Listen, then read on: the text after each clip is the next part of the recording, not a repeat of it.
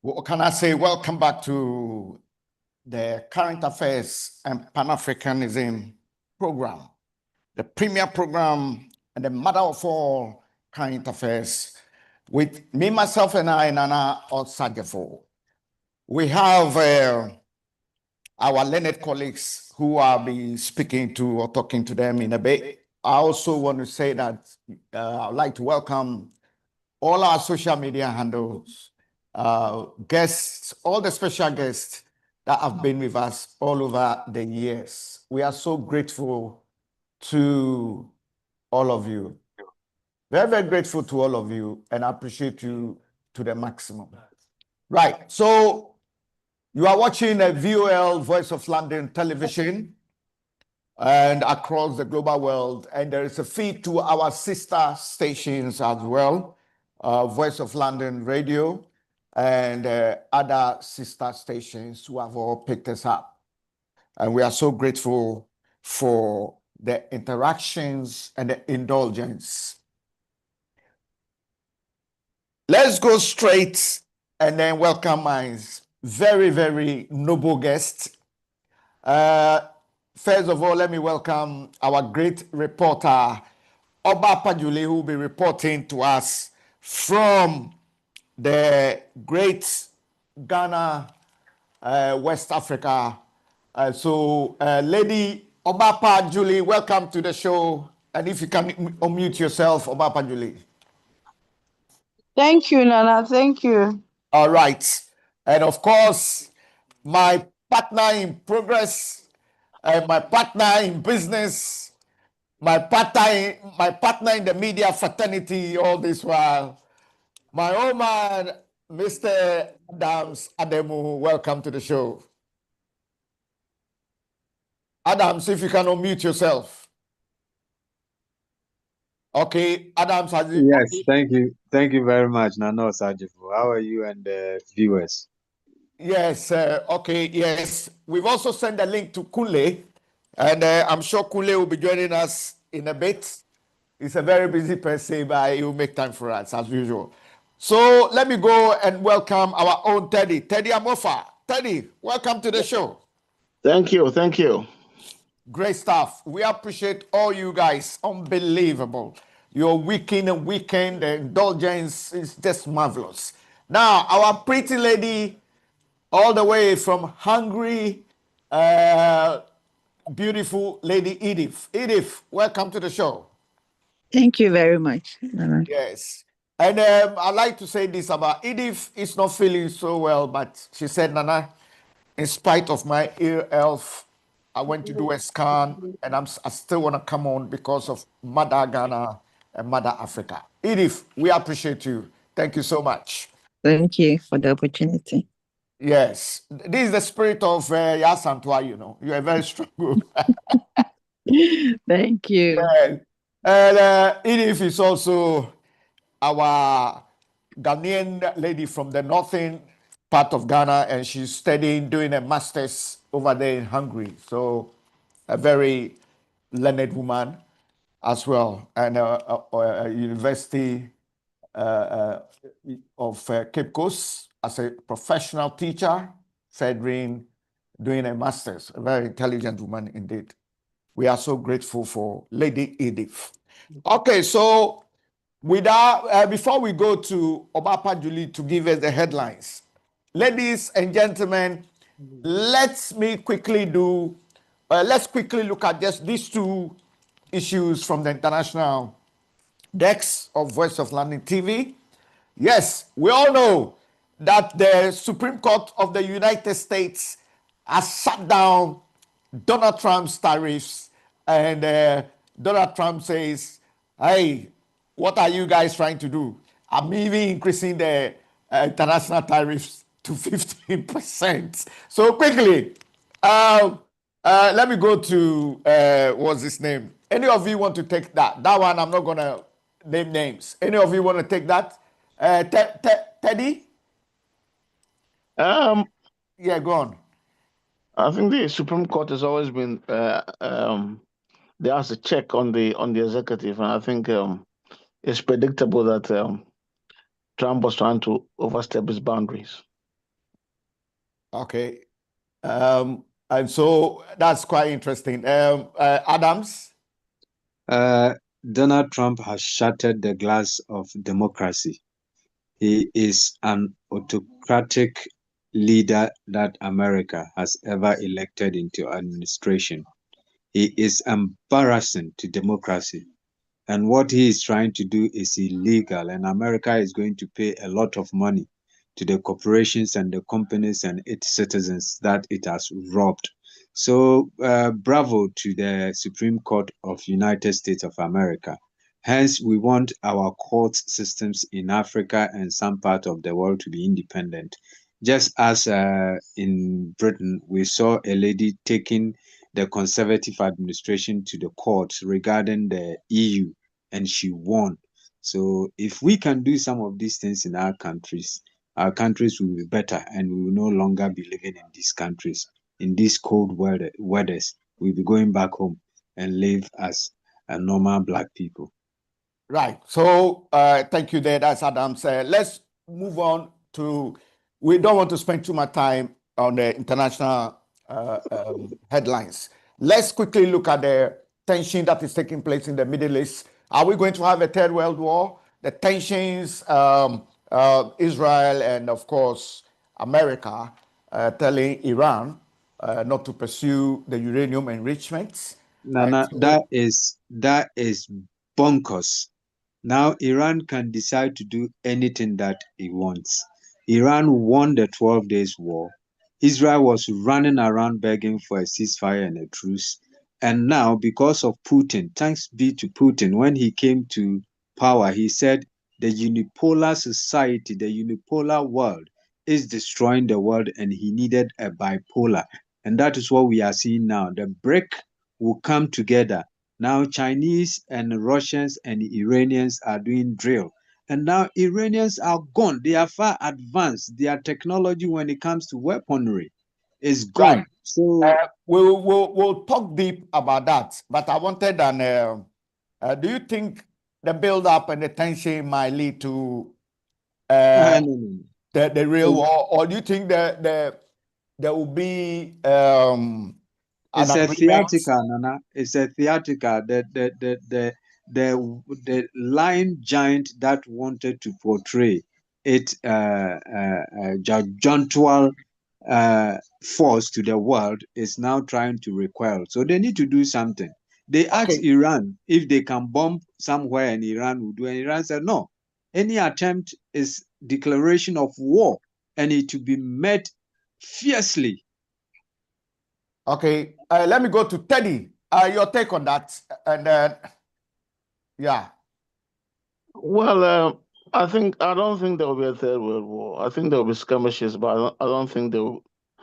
I think there will definitely be an agreement. They'll do. I don't.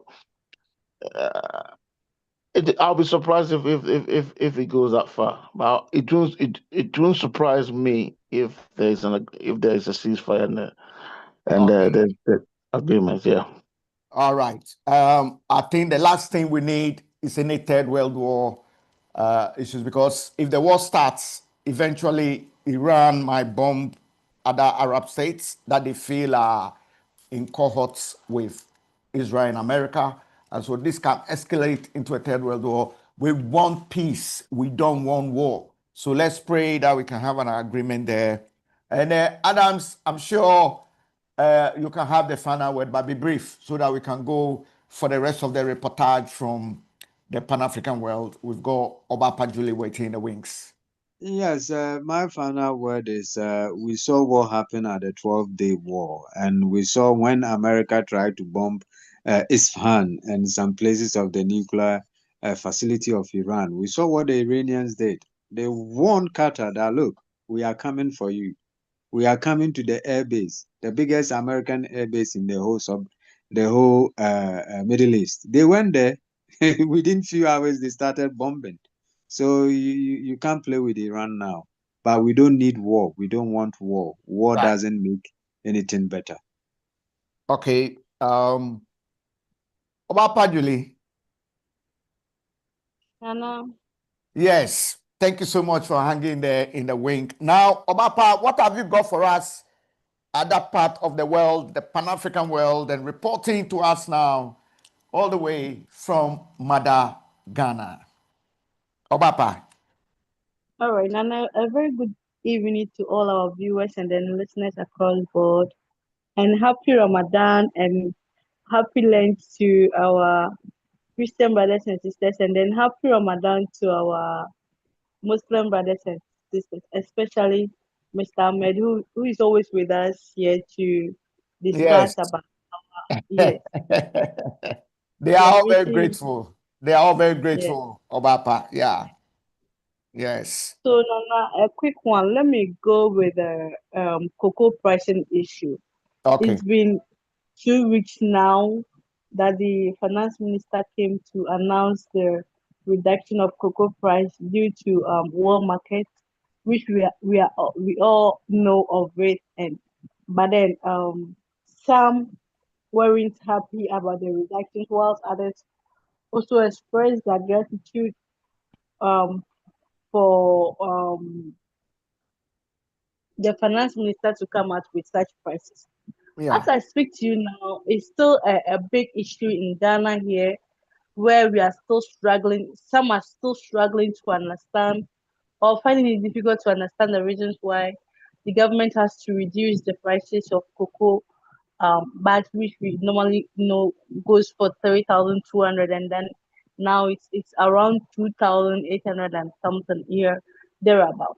So as at yesterday, some cocoa farmers from Sechi bars themselves in a VIP bus from Sechi, all the way from Sechi, that is Western North to Greater Accra region, straight to the Cocoa Board office, chanting war songs, calling on the CEO to come out and then answer their questions.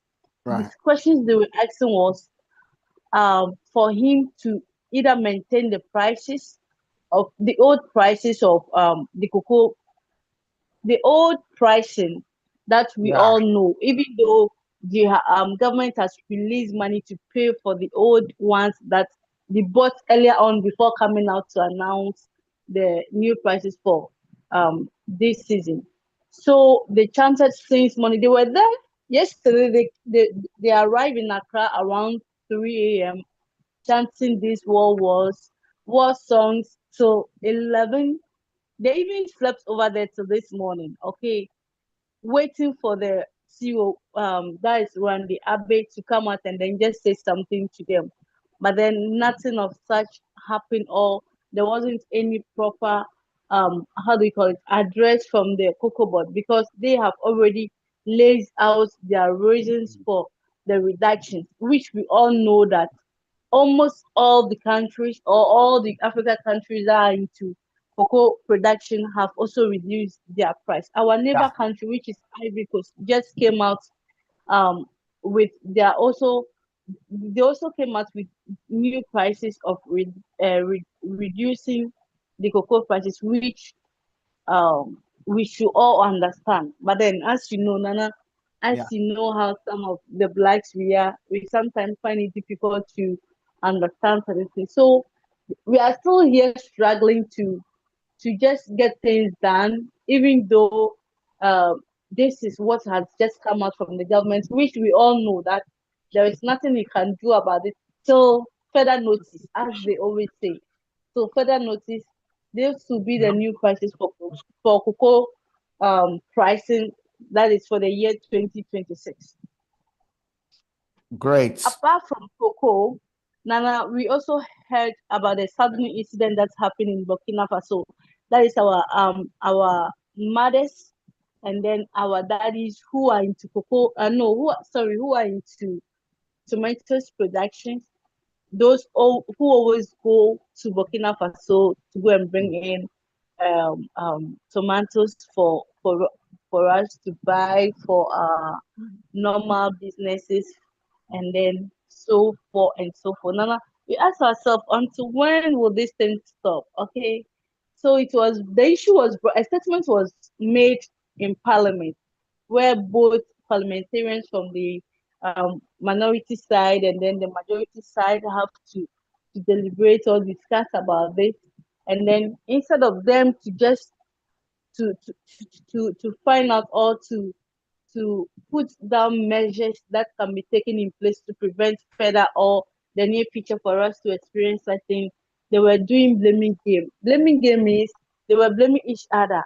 We all know that during the Akufo-Addo government, Dr. Mahmoud Bamia to commission no yeah went to commission the Dambaga dam, which they were to construct for a few period or some years. But then unfortunately, even though the money was given to the contractor or whatever it is, the dam has never been constructed till now. So when the minority made a statement and they were blaming the current government of not putting measures in place to prevent this incident to happen, the NDC MPs, some of them also rose up to ask where the Dambaga Dam money is. Why didn't they finish constructing it till now? Because they also believe that if it was constructed earlier on, all this issue wouldn't have happened. There would have been enough water for this plantation of tomatoes, okra, onions, and then others in the northern part of Ghana. So Yeah. then it was a whole lot debate um, um, on the floor of Parliament that very day concerning what happened at Burkina Faso. As I speak to you now, we can confirm that 8 people or 8 Ghanaians were or 8 Ghanaians passed away during the incident, because we can all see videos from social media where the women were separated from the men, and then the men also were separated from the women before they started shooting and then burning of their bus. So I had the privilege to engage the former defense minister, that is Interful. who doubles as the former defense minister, Honorable Dominic Neatwood. Yeah. And one of the statements he made was Ghanaians now, or NDC government is now entertaining the Burkinabés. He said it in a way that when the inauguration of the President John Dramani Mahama, they invited Yaya Toure. Is it Yaya? No, I stand to be corrected. What is the name? You mean current you want the Ibrahim Traore, yeah? Yeah, Ibrahim Traore. Yeah. Yeah. The president invited him to grace the program or to grace the inauguration of His Excellency John Dramani Mahama, Yeah. which he think wasn't the best way for the president to do, because he knows very much well that his opponents are against him, and then they are not happy of how he took power from them. So this is one of the main reasons that he thinks caused the disaster that happened, or this is one of the main reasons that led them to attack Ghanaian bus, because it's been a while, or it's been years that we've experienced such incidents, because they know that if the bus is from Ghana, or the translator whoever will translate to them that this is a Ghanaian bus, they do not go closer to. So we should ask ourselves what made them to attack the bus even though they know it was from Ghana. So these were some of the ways that the former defense minister said that even if we are to help or we are to assist them, we shouldn't be doing it openly like the NDC government is doing, because when he does that, it provokes the others, those who are not in good terms with the current president. So that was his words. Nana, now let's come to EC. We all know that there were several petitions against her and then her deputies for their removal, including the special prosecutor. Fortunately and unfortunately for Ghanaians, on Wednesday, the Chief Justice came out with a statement that he did not see anything wrong with the petitions or the statements or the allegations made against these people. That is the EC boss, Jane Mensah, and then her two deputies, Bosma, and then the rest, and then the special prosecutor. But then they should still be maintained in their offices, work as expected from them. So Nana, these are the little ones that I can bring out from Ghana here. Yeah. Yes, I think we are getting one of our guests probably dozing off. So if Yes. the guest is hearing us, Nana, we don't know which. Come again? Yeah, when I heard a sound from the beginning, I was scared because I didn't know where it was coming from. So I have to check around. Yeah, I think the sound is gone now. Yeah. Okay, that's fine. Yeah. Okay. So continue. Yeah. So then, as I was saying, for now, I can confirm to you that these petitions from NDC party and then the petition from other individuals, because there were several petitions against the EC boss and then two deputies, and the special prosecutor should be removed from office.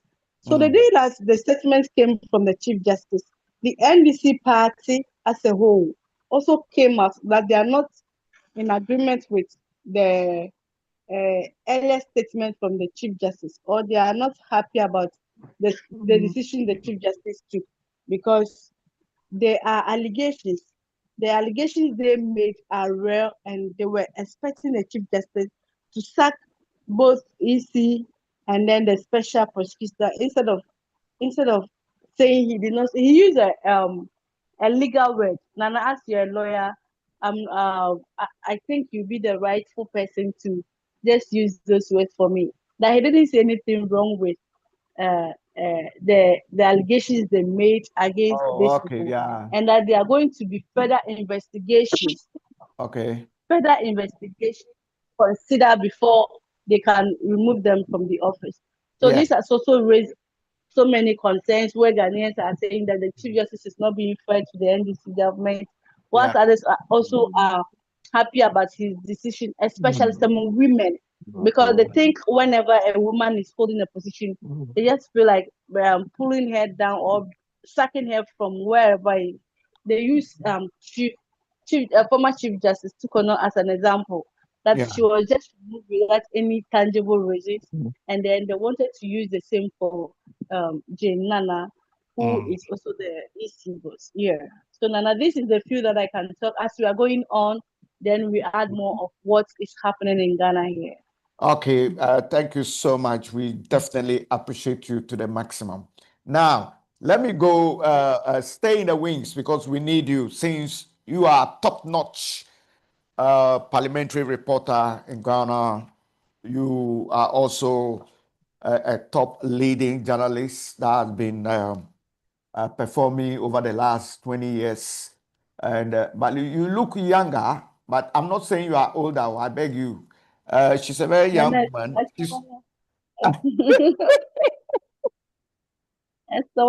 Oh, I'm careful with my words.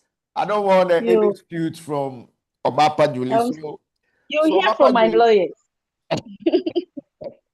Obapa Julie, thank you so much for that reportage. We appreciate you. Stay in the wings. Let's go to okay, Teddy, let me start with you. Let's start with the cocoa price thing. What's your take on that, Teddy?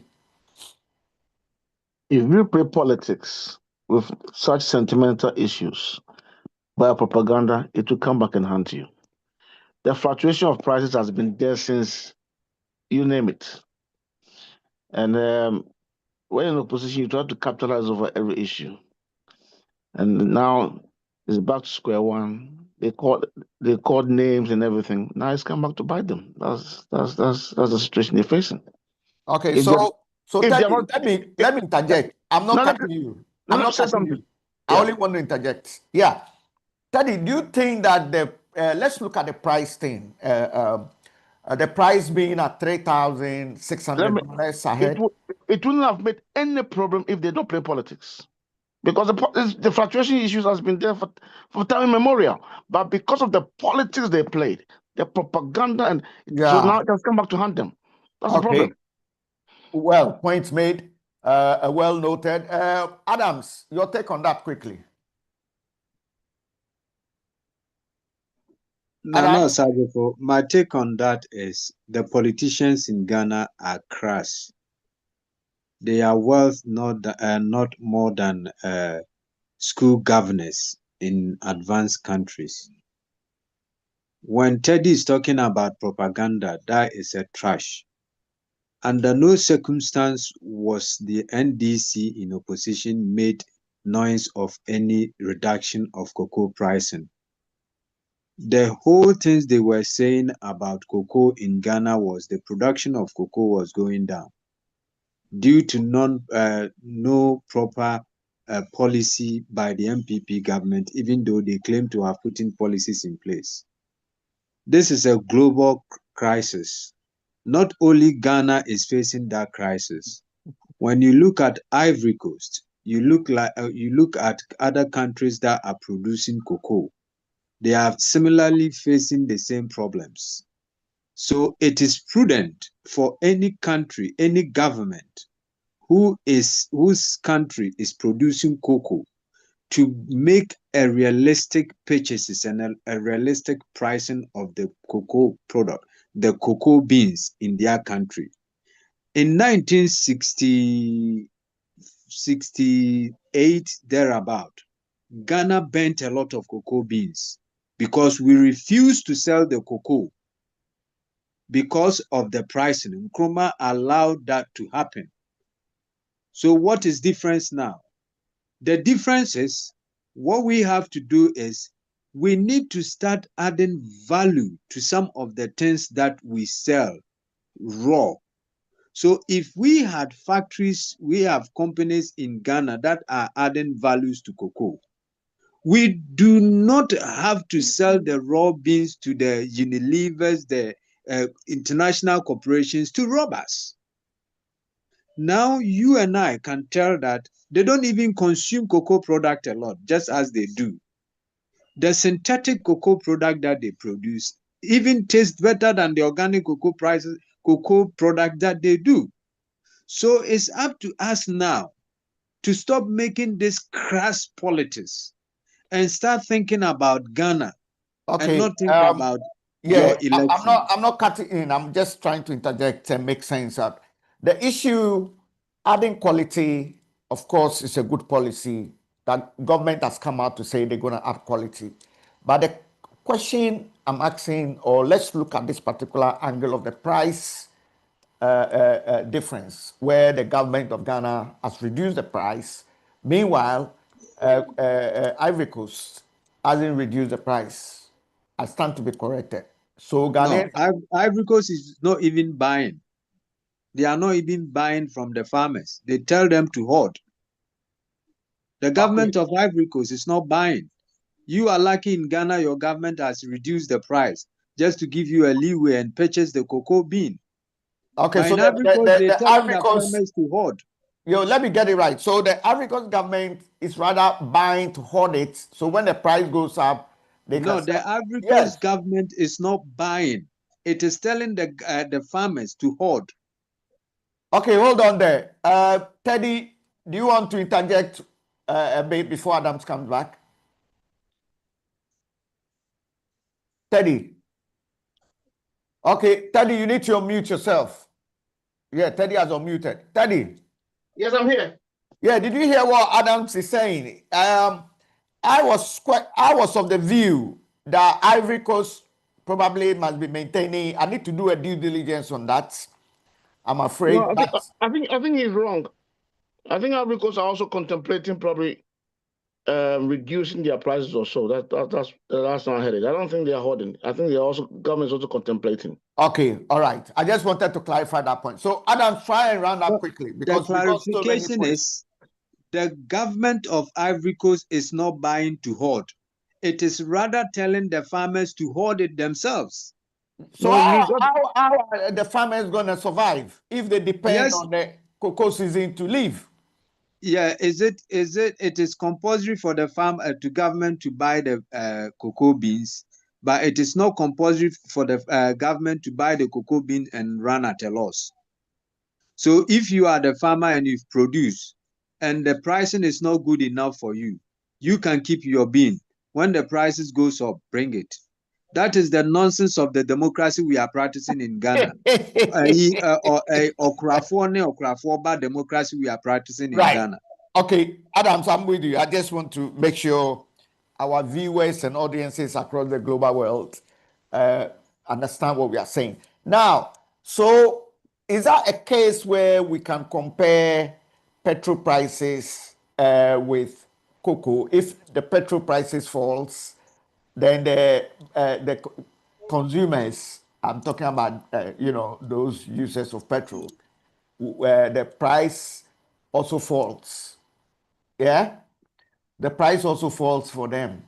And so in this case, is the cocoa thing also in the same tandem? Teddy, what do you I make think out of I'm trying to import something, but I think the I think when it comes to cocoa, to the best of my understanding, is a buyer's market, not a seller's market, right.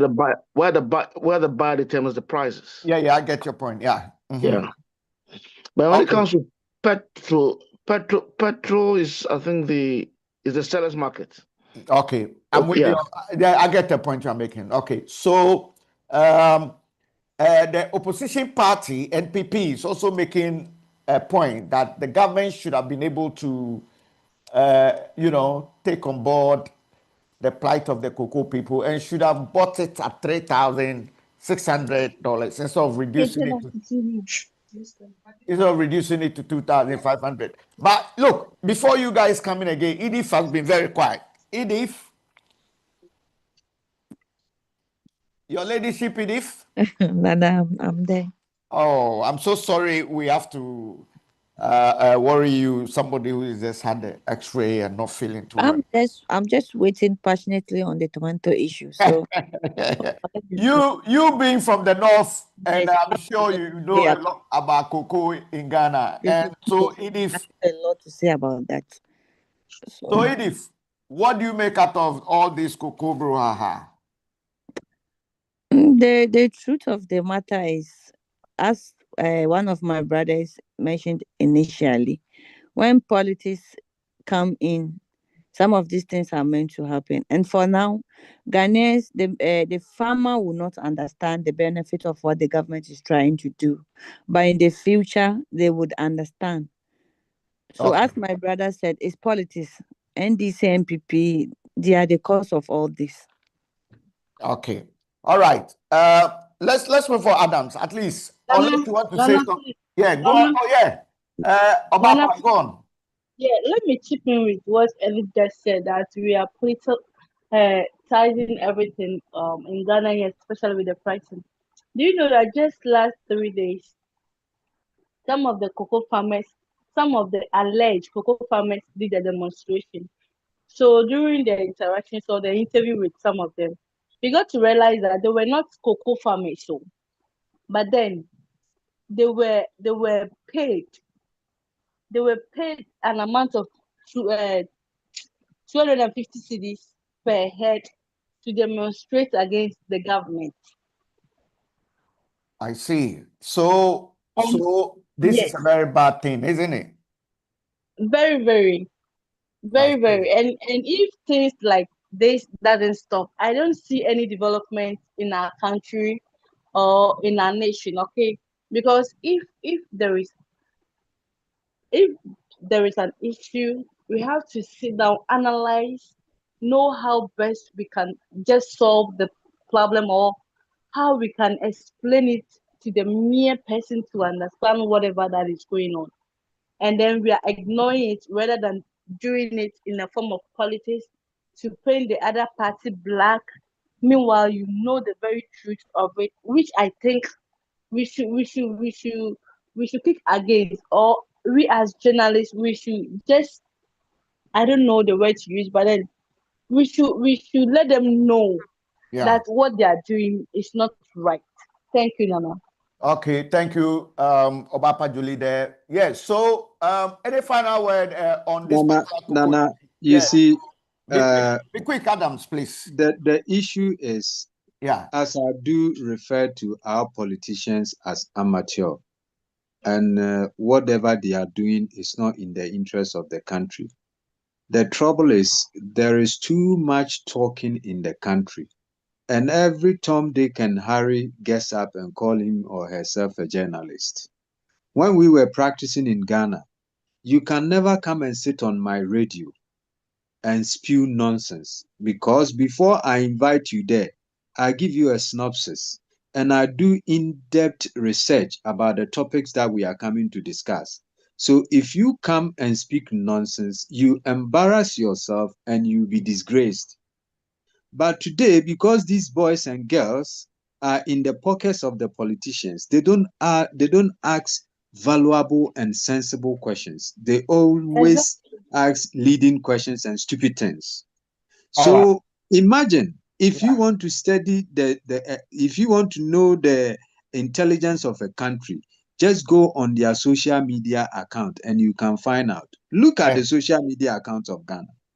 Yes, I Look also at that. I understand where you are coming from, but let's we pray that maybe the civic education and the literacy rate will rise in most of the African countries. Yeah, we need to, because even with the Daddy Lumba, Akosua Sewa, and Odo Bruni, Brohaha, we saw the response coming from other factions, and you can tell the illiteracy rate is really low, and it's sad, you know. Everybody has got degree in that country, Nana. Everybody is a degree holder in Ghana, but yet their degree is worth less than the paper it's been written on.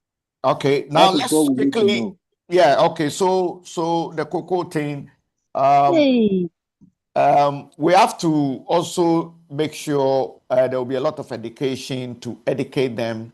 And we need to look at Ghana first or Africa first before we use propaganda in some of these things. Okay, let's quickly look at the very sad story, the tomato sellers that had an incident, and members of parliament were trying to say that because Ibrahim Traore visited President Mahama during his inauguration at the Independence Square, that has caused the tomato traders to be attacked. Who wants to go on that?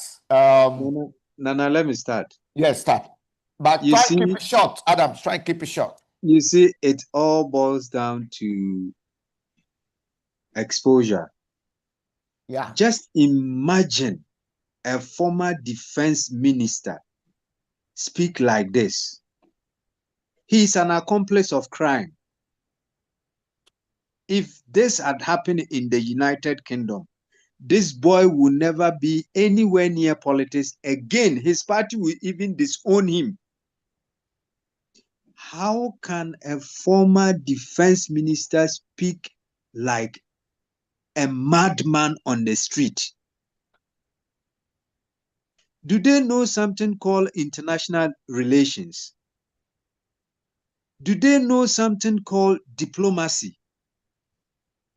And do they know something referred that we call the security of every nation? And for that matter, every politics, every democracy is to make the lives of the citizenry better. And you protect the territorial integrities of your country. So if a trader is coming from Burkina Faso and you know how volatile the situation there is due to the international pressure on the socio-economic development of Burkina Faso that they want to thwart, and they are trying to use Ghana, as we all know that Ghana is now being probed to be one of the worst, to just destroy us. And you go to parliament and start talking nonsense like this. God save Ghana. All right. God save Ghana. Let's go to Teddy before Edith. Yeah, Teddy. It's unfortunate that may I look at it from a different perspective, that it's a shame that now Ghana buying tomatoes from another country. It's embarrassing in my opinion. Things that we produce, now we are buying. I understand. We even buy ginger and pepper and everything. Oh my.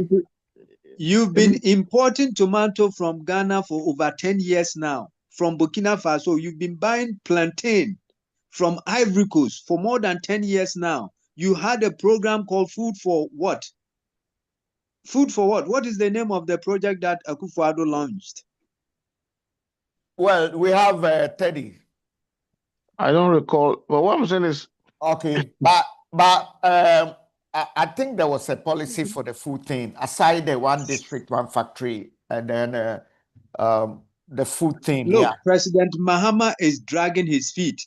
I believe we have meaningful Ghanaians to uphold this democracy and throw it throw it in the sea. And we have government by the people, government for the people. Because if Mahama spared these thieves, if Mahama doesn't, if the NDC government or government of Ghana does not make people account for their stewardship, I believe we should have a coup in Ghana and overthrow these two political parties away. Because enough of this nonsense. We have stupid people who have been elected into administrations who are now MPs, who are district chief executive. We have a full lot of stupid people in our parliament. All right, patience and have some water. Yeah. We know it's very disheartening when we have to import tomatoes, we have to import pepper, plantain, and all those things. We have a great arable land, unbelievable. And so I think those of us also in the diaspora, we need to apply pressure to the governments of Africa so that they can, perform better and well and effectively. That's the word. Yeah, so let me go to Edith. Nana. You know, I heard that when the Palugu, when this tomato issue came up, there Yeah. was the MP opposing the Ibrahim theory and came up and said that, well, there was a 12 million US dollar that was given to construct a Palugu dam in the north. And that dam could have irrigated the tomatoes and other spices. And this incident would not have happened. What's your take on that? For me, I'm talking as a neutral Ghanaian. I'm not going to blame either NDC or MPP. Sure. But I'm coming from Boga, and my family, I had uncles and brothers that were into this tomato farming. And growing up, that was the main, let's say, that was the main work, or that was the main occupation, and they were making money out of it. In the long run, what happened? It came to a time they will cultivate these tomatoes, and buyers, you will not get anyone buying it. Instead, the traders refuse coming to Boga to purchase these tomatoes. They go to Burkina, claiming the Burkina tomatoes was cheaper. And this it's even led to a lot of farmers killing themselves, committing suicide. Because as at that time, most of the farmers went for big loans, cultivated tomatoes in large quantities, and at the end it went waste. So for now, tomatoes can be cultivated in Ghana and it will be able to satisfy every Ghanaian.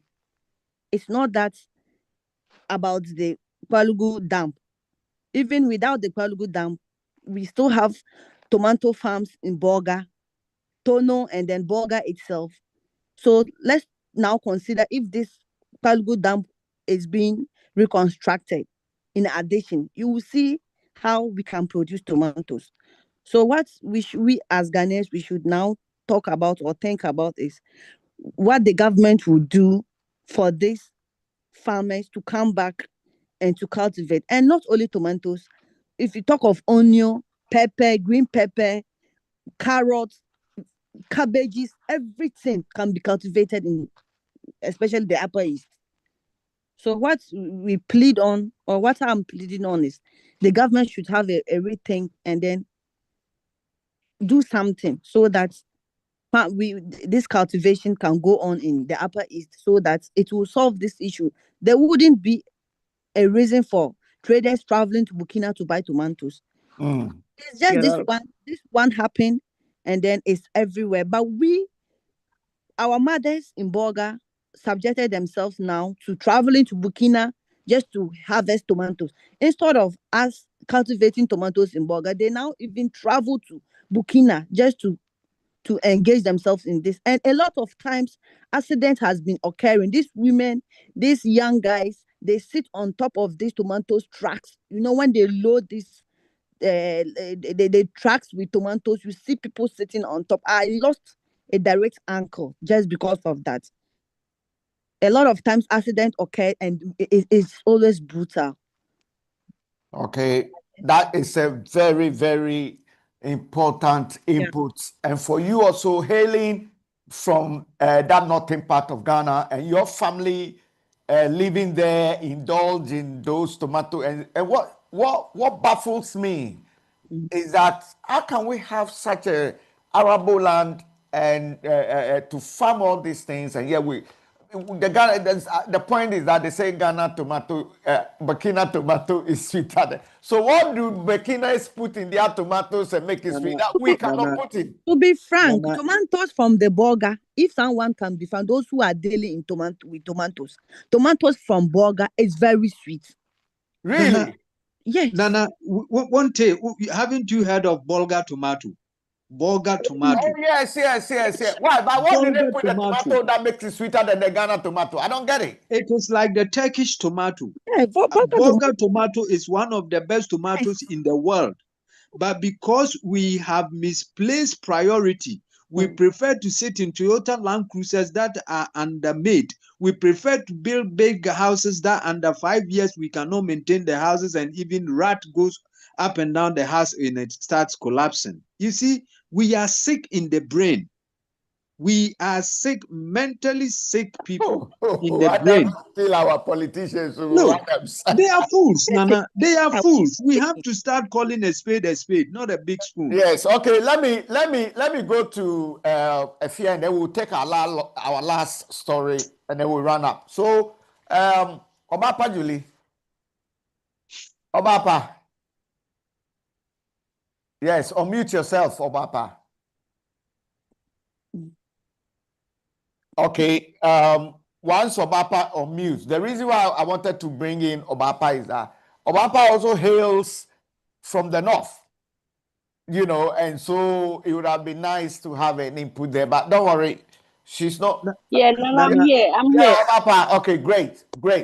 Obapa, since you also come from the north, the tomato issue, Edith, I'll just shed a light and on how, because her family was involved in farming aside other things, and so she was very spot on the tomato issue and why we lost the Ghana tomato, because they said Boga tomato is sweeter than the Ghana tomato. What have you got to say about that? Mr. Adam, have you tasted Navrongo tomatoes before? No. I was in Navrongo. Navrongo is a very beautiful place. Yeah. Achilowo, Achilowo, the former MP, he was my friend. And when he died, I was in Navrongo. And tomatoes in Ghana comes from the Upper East. Yes. Okay. So So Navrongo, let me hear you. Obapa, Yeah, go on. Yeah. Yeah, I asked Mr. Adams because Navrongo and then Bolga tomatoes are the best. And if the agric ministry will just pay attention, or they'll concentrate on productions from Upper East region alone, we can supply or we can provide enough tomatoes for the whole country. So this was one reason why I had wished Kennedy Japan would have been the flag bearer for MPP, because he had that vision. He always said that when he's given the opportunity, he's going to concentrate more in the northern part of Ghana for agriculture businesses alone, because there are vast lands available that we can use to just cultivate or whatever to put in production of agriculture products. Okay, not only tomatoes. You know, we do produce rice from the northern part of Ghana. The best local rice is from the northern part of Ghana, where we can add water region as well. So Nana, it's just I don't know. Today Mr. Adams is too harsh. Where I don't want to also add. I don't want to say words that will make him get angry more. But then it seems we are losing something. Okay, our leaders are missing a lot. You ask yourself, what, like, are they not thinking ahead? I don't know what, Nana. Let me just pause here because I also don't want to say words that are not to be said on air.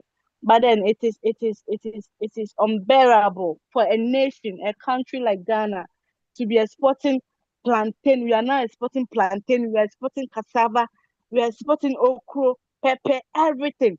Carrots. Ghana, we cannot produce carrots for ourselves. We are now exporting carrots from, how do we call it? Togo. Green pepper, the belly pepper, everything is now exported. As, This as, is as, as this we is speak now, there is yeah. nothing I can say that is not exported that in terms of agriculture. I don't know what we don't export again. Okay, but is it an issue of our people now becoming a bit educated and want to go and sit in offices or No, going no, to no, farm? no, no, no. No, What no, no, what no. has I know. education got to do with farming? The best farmers in England are well educated. Yes. Even Farming is now, about education. But Agriculture Adams, is about education. let Obapa land and come in, Adams. Obapa, yeah, Obapa gone. Nana, do you know one funny thing? Yeah. Now the politicians who have gone outside the country to other countries have realized that there is enough or there is much money in agriculture. So most of them now are owning land. For example, this man, Honorable Akando, has a vast land of for how do you call it? For plantation of rice. Okay, he's one of the big rice farmer in Ghana, and most of the politicians are now involved in agriculture. But I don't know the reason why they are not putting in much effort so that we can produce for Okay, ourselves. Obapa, let's go back to Kwame Nkrumah. Aside private individuals, okay, I know my good friend Teddy is into privatization more, but hey, let's welcome our brother Kunle. Kunle, welcome to the show. No, it's not Kunle. Who have I got there? It's cool. It's cool. Hey, Kunle. All right, Kunle is muted. Once he unmutes, we welcome him. Kunle, Yes, yes, let's yes. welcome you. Sir Kunle. Good evening, good evening, guys. Yeah, great to have you. Long time no see, no Yes. here. Okay, How are great. you? So, Obapa Julia was of the view that Kwame Nkrumah, in spite of individuals doing their farming, the country as a whole also had the state farms. And the country itself as a farming policy and infrastructures and things that Ghana never lacked anything. Okay, so why should government just leave things for private people to do? Why can't government himself also get involved with state farms? And I remember Tema Food Complex that was also there. You No, know, no, let me come in. You see, in every advanced or every ambitious economy, the state is the facilitator for private enterprises. The state legislate, they make laws. For instance, the state will make law with a central bank that, oh, interest rate on borrowing is this.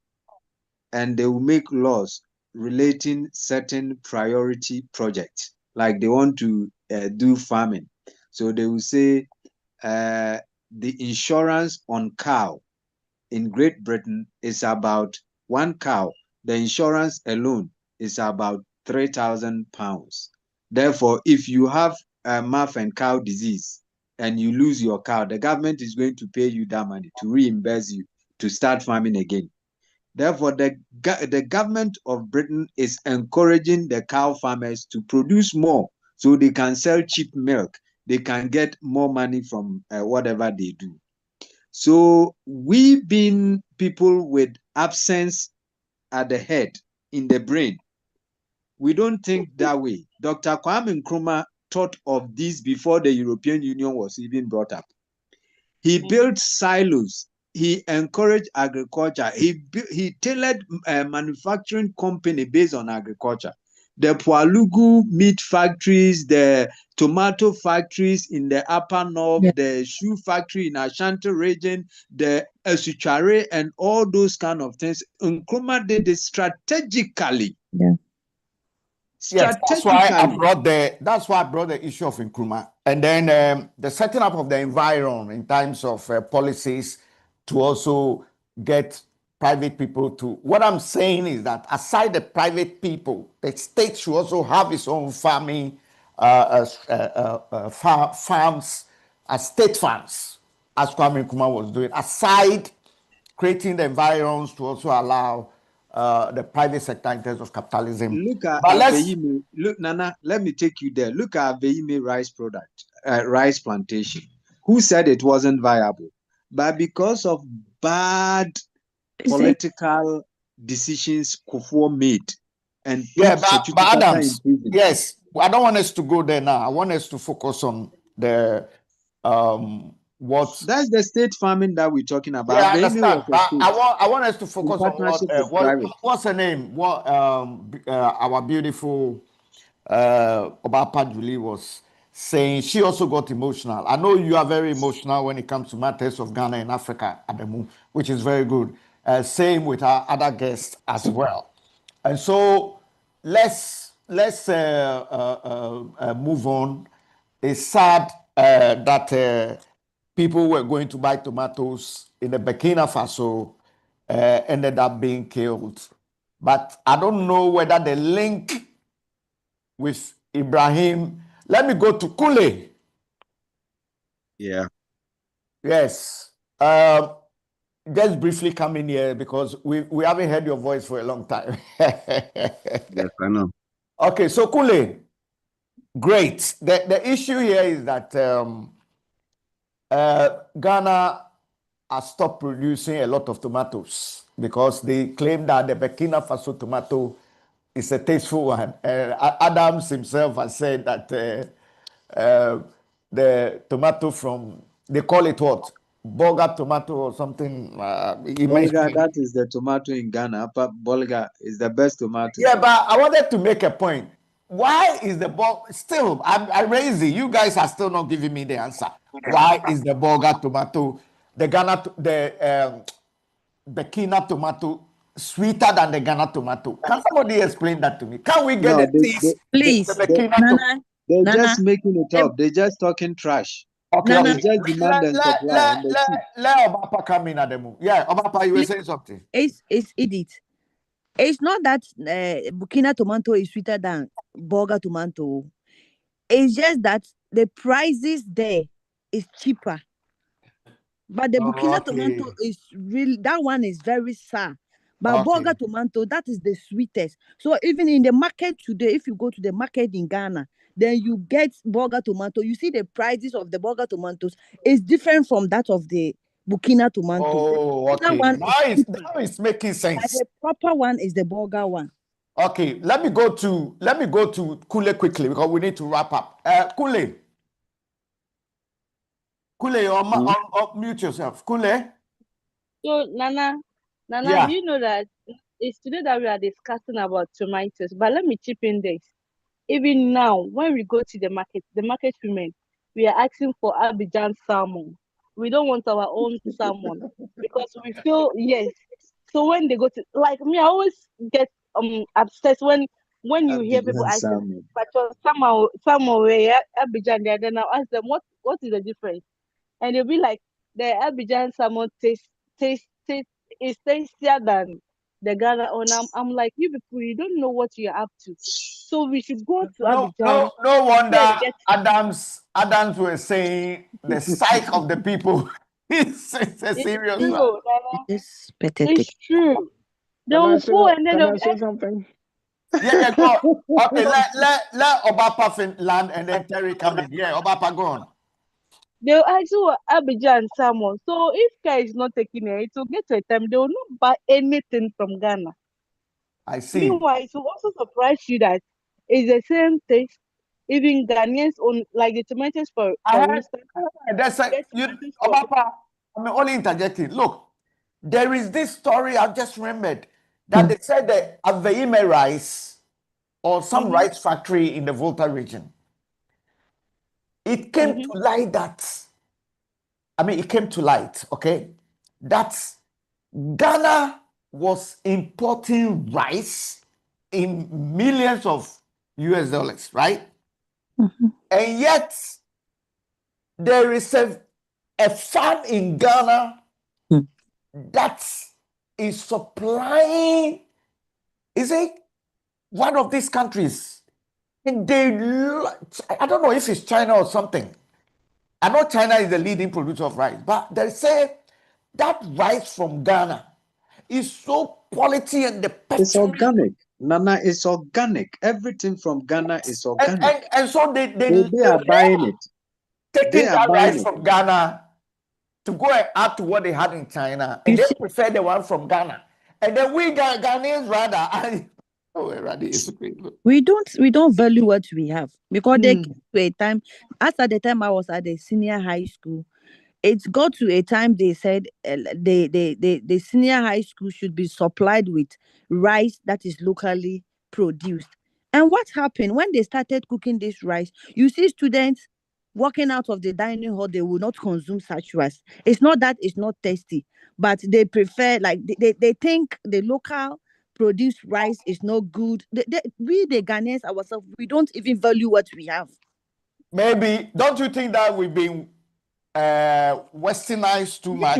Yes, they want perfume rice. I don't know. We want everything European, everything in It's America. very We don't pathetic. want anything our own self. Yeah. Oh dear. Okay, so Everything about that okay. Let's go to the next story. Kule, I'll come back to you. This is our final story, quickly, and then we can wrap up. I know this is to do with the EC and the OSP. The electoral commissioner, a lot of people feel that she compromised elections in Ghana, or some people felt that when the Akufo-Addo regime came in, they got rid of the lady electoral commissioner Charlotte Osei, and then they felt that was unfair. And so people, when Mahama came in, they petitioned the Attorney General or the Chief Justice to have a look whether to advise the President, and including the OSP, the Office of Special Prosecutor. Now, the Chief Justice had advised the President and had come out to say they couldn't find any faults or any merits in the petitions that had been sent to them. So quickly, let me go to, and there's the politics as well. The politics is that the previous electoral commissioner, Afarijan, stayed on since Jerry Rawlings all through to President Kufuor, to President Atamils, and then he went on retirement, and then the Charlotte Osei came. But when Akufo-Addo came, they got rid of Charlotte. They went through the process, and whether they cooked it or not cooked it, they got rid of it. Nana, you see, we've got some positions in Ghana that their right and their terms are enshrined in our constitution. One, the Supreme Court Justice. Two, the Electoral Commissioner. Three, they are not elected, but they've been entrenched in our constitution. Therefore, you cannot sack them unless they commit grievous offenses or infringement in their positions. Then you can sack them. It doesn't matter whether party A or party B put that person there. They cannot be kicked out. But let's be honest, Akufo-Addo and his MPP government came in and destroyed every institution in Ghana, just like what Donald Trump is doing in America. Akufo-Addo and Donald Trump are twins from different continents. So you mean, Akufo-Addo destroyed are you everything. trying to say that Akufo-Addo and Donald Trump are cousins? Hey. Yes. Akufo-Addo Okay, destroyed be quick on everything that. in that country. So I agree with the ruling of the Chief Justice that look, enough of this politicking, enough of this nonsense. Let's maintain that positions. Let's make it a position that the Constitution should deal with it. If there is anything, there should be a constitutional issue Okay, raised. and also make sure, Yes. make sure the But 3 pillars of governance work well and the work separation of powers. perfect. Okay, That's it. that's all right. Let me go to Kule. Are you picking what we're talking about? I'm with you guys. Yeah, I've been listening all along, all the while. Yes, I know we sat in law school together, you and I. So this is a question for you. What's your view on that? View on What there were so many things. There's a lot to unpack there. No. What it's quite simple. Let me just summarize it for you quickly. Basically, what it is that there was an issue where the electoral commissioner, the one that actually started the Fourth Republic, has been there for over 20 years or over how many years? Yes, I think so. But he went on retirement, so a lady was ushered in, Charlotte Osei. But when Akufo-Addo came, that lady Charlotte Osei just served about 4, 5, I don't know, some years, not too long. But Akufo-Addo got rid of her. Of course, went through the due process. And so there is the other faction that feel that the lady was taken off her post unfairly. So when this time Mahama won, there's a faction that feels that they need to go for a tit for tat. So this very one that Akufo-Addo should also be taken off. Now the Chief Justice has ruled that he cannot find any merit in the petitions that will set the grounds for the removal of the Chief Justice. And then another office that was attached, which is the OSP, which is the Office of the Special. So my question to you, Kunle, is that this has brought a lot of anger among some of the people. And what's your view on that? So right now, they are using the justice. They are playing tit for tat with the Justice Department of Ministry in Ghana right now because of an event that happened some years back. Is that what you're saying? But the Chief Justice didn't play that tit for tat. The Chief Justice actually advised against the president going forward to remove the electoral commissioner. So that's the point. Are you getting it? Yeah. So that is not happening. That's the point I'm trying to make. Yeah. Okay. So that Ghana can have some stability. Yeah. Yeah. I got you. Yeah. Now, Teddy. I think people are not looking at the full facts. Okay, go on, Teddy. On the issue of Charlotte Osei, she faced procurement problems. That was what the findings came out of it. And the Chief Justice, it wasn't Akufo-Addo. All Akufo-Addo did was just like Mahama, referring to the Chief Justice. The Chief Justice looked at the facts of the case, and she felt that there was procurement problems. And if you guys recall, there was even infighting among not only Charlotte Osei, but her assistant, the two assistants. They were infighting among themselves. So the committee of inquiry felt that she had committed the offense, nothing to do with the president. Just like Mahama's when what's the name of the other chief justice was removed, the same procedure. They felt that there was a prima facie case against them, and against Charlotte Osei and the other chief justice, and subsequently they were all removed. The same procedure. So I don't think there's politics here. Because the president, Akufo-Addo and Mahama, did their constitutional right by referring the case, refer it to the respective chief justices. And they formed committees. And the president, Akufo-Addo and Mahama, did not take any decision.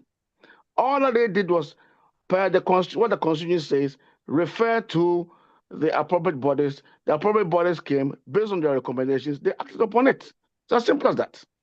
Yes. So the ladies, any of you want to comment before I go to? Yeah, go on. Okay. I think Adams, you've spoken on it already, isn't it? Have you? Yeah, I've spoken on it. What Okay, I said so- is we should maintain some stability. And All right, but do we trust the system? That's the point. Do we trust the system, the judicial? Do we sir, trust the?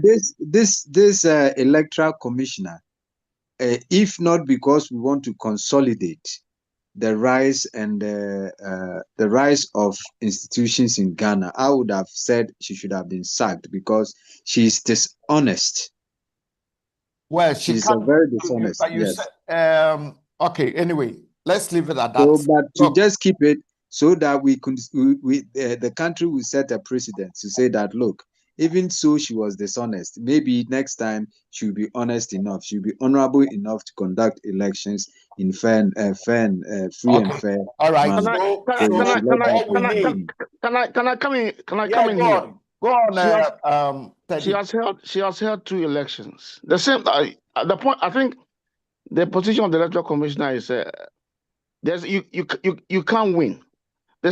Afrajan went to the same procedure. The point is, anytime there's an electoral commission, there is the opposition who condemns, criticizes of being biased. Charlotte faces the same problem. And this Jim Mensah faces the same problem. But the fact of the matter is, if you look at their records, the elections went either way. On one hand, one party won, they presided over it. And they are the same people who also presided over the party that complained. Afarijan went to the same procedure when Rollins won, and also Kufuor won. Now, coming to Charlotte say, it's the same thing. Yes. MPP were complaining. We And the understand, same thing- Teddy. We understand where you're coming from. I'm just saying that we need to build strong institutions so that this stick for tat thing does I not think the only occur way- at the echelons of power. The only way out is that I think that should be draconian. The only way out is if the opponent, if some key positions are removed from the hands of the president. The interim positions of the Chief Justice, the IGP, senior army officers, electoral commission, if those positions are taken out of the, how do you call it, the hands of the president, powers. Yeah, okay, cool. then let me ask you a question. Who is the Electoral Commissioner of England? Sorry? Who is the Electoral Commissioner of Great Britain? Their procedure is different from ours, isn't it? They haven't got a written constitution like ours. So No, I'm not talking about constitution. They do elections. The They only do. thing we have to do is we have to be civilized enough to ensure that you bring a ballot paper to my house. I can be free and fair without any fear to vote whoever I want to vote and send the through post to the council. Yeah, but the Adams, council will count my vote. Adams, I get the point you are making. We are not there yet. Yes. Our system is not that, because even we need to throw away this democracy. Exactly. It's So- worthless. We need to throw away this democracy and have government by the people for the people. All right. Okay. That would not be depending on stupid people in parliament. All right. to Okay. give We've had money for enough road of you. construction. Stop telling our people to be. Okay. So Adams, thank you so much, ladies and gentlemen. We love you to the maximum. Those of you on the social media handles, what can I say? We love you to the maximum, and thank you for sticking with us. Oh, you guys are just lovely. I'm going to be mentioning your name very, very soonest. Yeah. Thank you so much. I know some of you have to go to church, and then Some of you are feeling sleepy. So, hey, thank you. I think I've lost Audu Adamu there. Mr. Adams, thank you so much for joining us. Let me thank Kunle. Kunle, you came in and we thank you. Yes, it's better late than never. Well, I appreciate it you. was a pleasure. It's the Yes. pleasure. And then let me thank our beautiful women there in the person of Oba Edith. Edith, unmute yourself. Edith. Yeah. Oh, what can I say?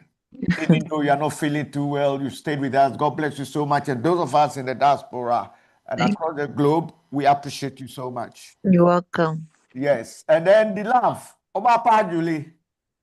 Yes, we thank you so much. We just lost Oba there for the reportage, our reporter from Ghana's parliament, and also doubles as a reporter for us here in London, serving the whole global world. And Teddy, respect to you. Yes, that's my brother from another mother. So, my great TikTokers, and of course, you can pick us on all the social media handles. Of course, don't forget, we're on WhatsApp. You also pick us on the Facebook, YouTube. You pick us also on the TikTok as well. And the Reels, don't forget, you pick us on the Reels. And it's fantastic interactions. And we are here to inform, educate, entertain, and also enlighten. And we've got various programs for you. You are watching Voice of London television. Let me big up our social media guests that join us. I need to, hey, we've got lots of them. Oh my God. All right, Ro joined us earlier and he has stuck with us. Thank you so much, Ro. And then we have M&A Shop in the UK. We thank you so much. Alice Newcombe, we thank you. Fosu Fosti. Hey, is it Faustina Fosi? Fosu Lumbe's sister? No, I could see the picture. So this is not her. Beautiful Fosu. Fosu, thank you so much for joining us. We have MJ Prince. Thank you. We have Christian. Thank you. He wants to co-host. Next time we'll get you on to co-host. Mama Chef. Thank you. Mrs. Munufi. Thank you. DJ Frankie D. Yes. Oh, I couldn't get you to co-host with me. Next time we do that, Frankie D. And then we have Darling Lucy. Ragambo, we thank you. Yes, Mommy, we thank you. We thank you, First Lady. Immensely. Oh my God. Long list, we thank you. Those on the social media handles. Once again, my name is Nana Osagyefo Tasibre.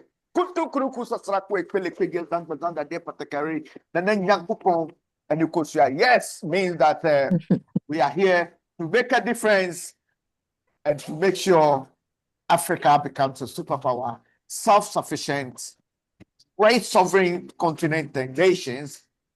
Unity is the key. Thank you so much. Same time tomorrow we'll be here. So make sure you join us from 9 o'clock onwards.